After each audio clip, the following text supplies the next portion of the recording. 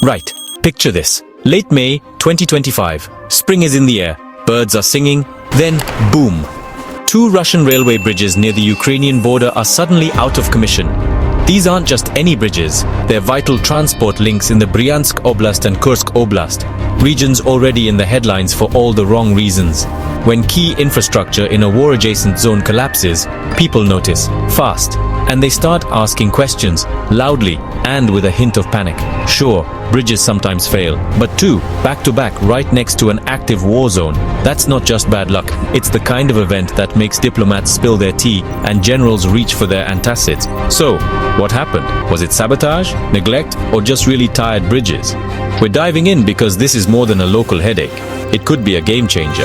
The stakes? Much bigger than a simple repair bill. This is about logistics, strategy, and the shifting tides of a brutal conflict. So, let's break down what really went down and why it matters. Buckle up. Let's get specific. The first incident, a railway bridge in Bryansk, May 28, 2025, on the Unica-Orsha line. Partial collapse, enough to halt all traffic. Before anyone could catch their breath, another bridge in Kursk Oblast, Sudzha-Siversk line, was hit around May 30th. Two major disruptions, days apart, both on key routes. Train traffic stopped immediately. Bad news for anyone running a railway or a military supply chain. These aren't quaint countryside bridges. They're vital arteries for Russian logistics. When they go down, it's a cascade of problems. Russia, especially in wartime, relies on these railway arteries. And now two are out of action. Was it explosions? Structural failure? The details are murky. But the result is clear. Chaos for Russian transport. The timing and location? Impossible to ignore. These incidents are more than accidents. They are strategic blows. Whether by sabotage or neglect, the impact is the same. Supply lines are disrupted, military planners are scrambling, and the world is watching. This is a big deal. Why all the fuss over a couple of broken bridges? In Russia, railways are the backbone of moving everything. Goods, people, military hardware, across vast distances. The Bryansk and Kursk lines aren't just for potatoes. They're strategic links to Russia's western border, now a hotspot. These routes are military superhighways. Logistics may not be glamorous, but wars are won and lost on supply lines. Tanks, ammo, fuel, all depend on these rails. When bridges go down, it's not just an inconvenience. It's a direct hit to military operations. Delays, rerouting, and logistical headaches follow. For Russian planners, it's a nightmare. Every disruption slows the war machine. And in a conflict like this, time and efficiency are everything. These aren't just bridges, they're lifelines. Their loss is a strategic setback. It's a reminder.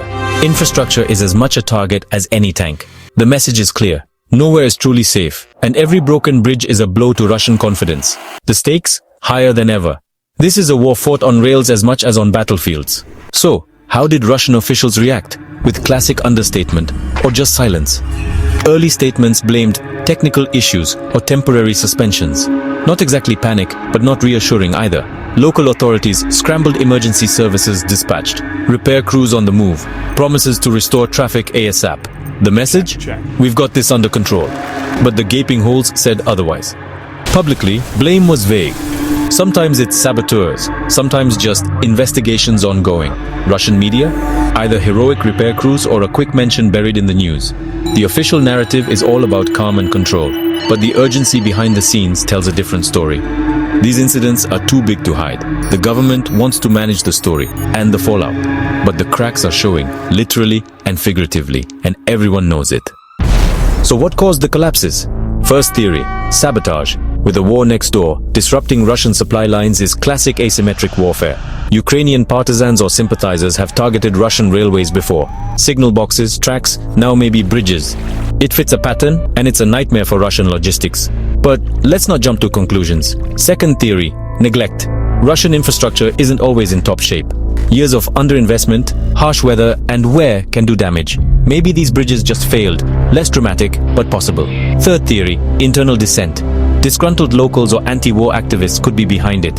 Harder to prove, but not impossible. The truth? Likely a mix of factors. Organized attack, bad luck, or both. The result is the same. Disruption, uncertainty, and a big headache for Moscow. In war, even accidents can have huge consequences. And the search for answers is just beginning. One thing's certain, Russia's railways are now a battleground. Where there's mystery, there are wild theories. Some say it's a Russian false flag, blow up your own bridges, to justify escalation or rally support. Others whisper about Western special forces sneaking in, pulling off a Hollywood-style sabotage. And then there's the truly bizarre secret weapons, or even rogue bears. Okay, maybe not. The less info, the wilder the speculation. In the fog of war, rumors spread fast. The truth is elusive, but the theories are endless. What matters? The uncertainty is as disruptive as the damage, and everyone's guessing what comes next. Beyond the immediate chaos, what's the fallout? Military logistics are disrupted. Supplies rerouted, journeys lengthened, bottlenecks created. It won't stop the war, but it slows it down. In a war of attrition, every delay matters. There's also a psychological impact. These incidents show Russia is vulnerable, even deep inside its borders. For Ukraine, it's a morale boost. For Russia, a warning. Could this escalate the conflict? Possibly. Retaliation or tighter security could follow. These aren't just infrastructure failures. They're symbols of a conflict with no safe zones. The world is watching, and so is Moscow. What happens next is uncertain. But one thing's clear.